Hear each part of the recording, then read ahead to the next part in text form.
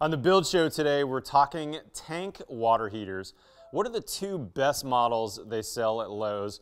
One electric, one gas. How much do they cost? What are the stats? What do you need to look for in a good water heater? Today's video is sponsored by Lowe's. Let's get going.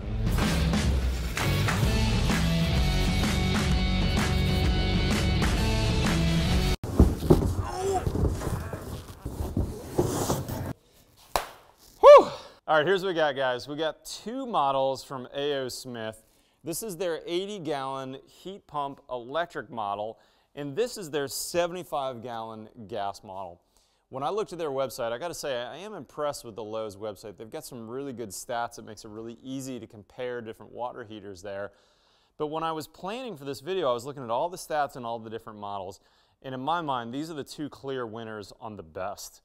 Now, if you're like me, you're a researcher, you want to know how to research, what to look for, you want to know what the best is. You may not always be able to afford that, or once you know what that is, you might scale back, but let's at least look at the two best models in my mind there, and then you can make a decision on which one's right for you.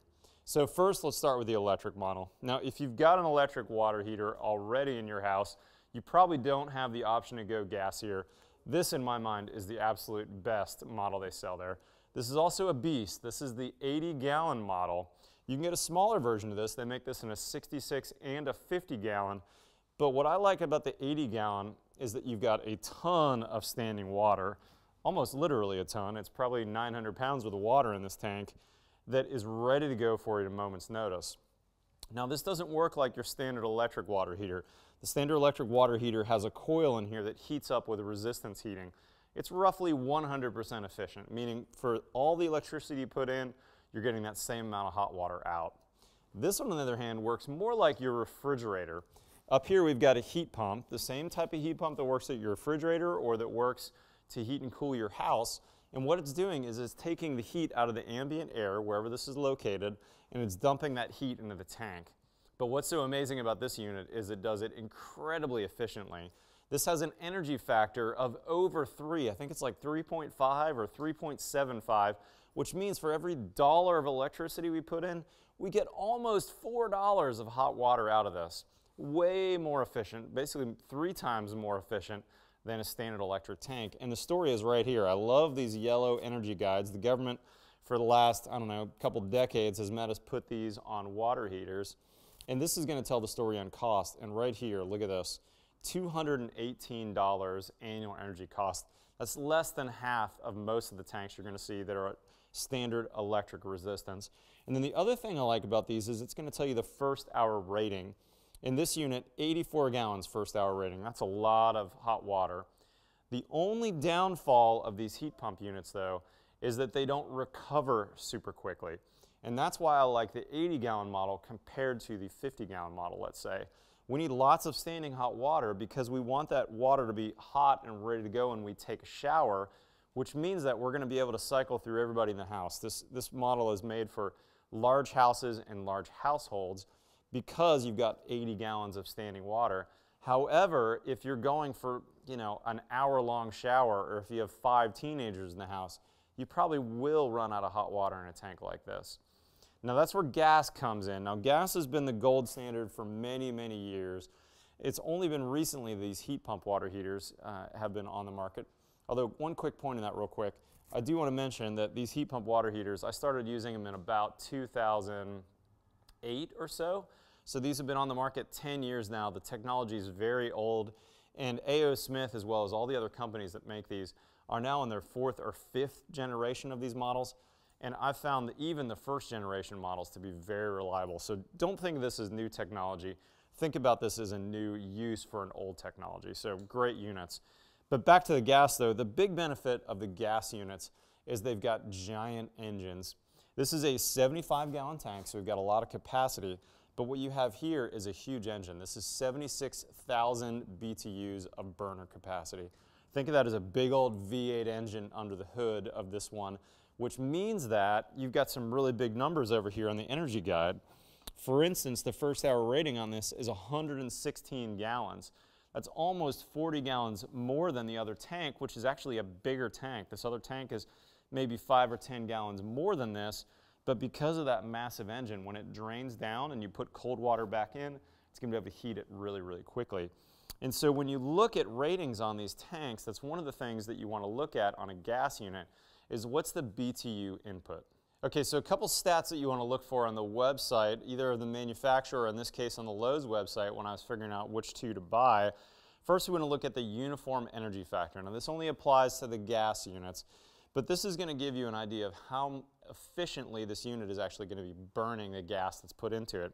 This model right here has an EF rating of 0.69. That basically means that almost 70% of each dollar in gas is going to be made into hot water. 30% of that is going to be lost to inefficiency, most of that through the flue. That's a good EF rating. If you look at the more basic tanks or the lower cost tanks, usually going to see an EF rating somewhere in the 0.5 to 0.6 range. So this is on the upper end. You also want to look at the gallon per hour recovery at 90 degrees rise. What that means is how many gallons is this going to be able to recover and produce hot water at 90 degrees rise in temperature. Now this is a stat that's really more of a northern stat. If you're in Minnesota, your water coming into your house may be very cold. It may even be in the 30s. If you're in the south like I am here in Austin, Texas, my input water temperature, even in the very cold days of the winter, is still in the 50s, so I'm not quite as worried about my 90-degree rise.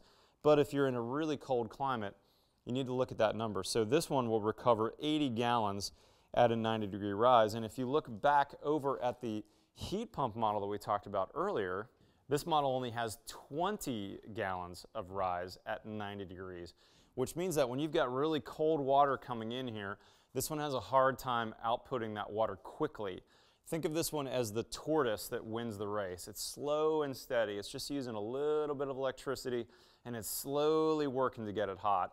This one, on the other hand, is more like your V8. This one is quickly burning that gas, using that extremely hot gases for that to heat up the hot water, so a much, much quicker rise. So if you're in a really cold climate, that's the benefit of a gas unit like this.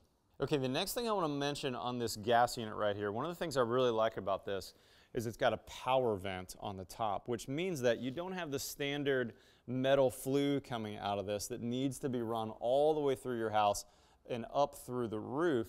We can vent this with PVC or plastic pipe because the exhaust gases are relatively cool, and also because it's power vented, meaning there's a fan there, we can blow it right out the sidewall, so that's one less roof penetration. That's another great benefit of this A.O. Smith signature model.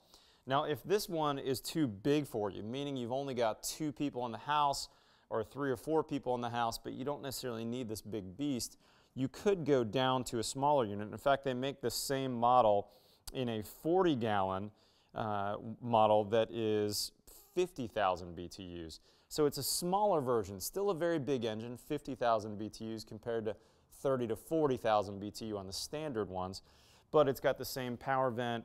You've got some of the upgraded features on this and the long warranty as well. Now, one thing that I wish that they made a little differently on this unit is this right here. The drain cock on these is some kind of nylon or plastic. I wish that was metal, and I like seeing that on this unit right here. We've got a metal one down there, which means that we can actually flush both these tanks on a regular basis.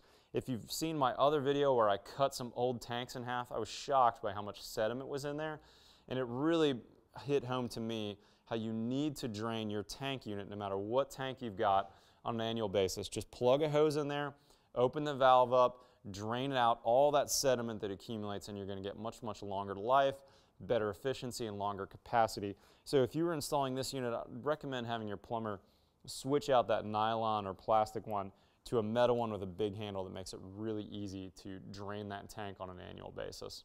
Okay, last let's talk about cost. This heat pump water heater is the top of the line model, and you're going to pay a top line price for it. It's about $1,900 on their website. However, there's some great rebates available depending on where you are. For instance, if you're watching this in Austin, Texas, where I am, our utility currently has an $800 rebate on this. So that brings that cost down to just a little over $1,000. That's impressive.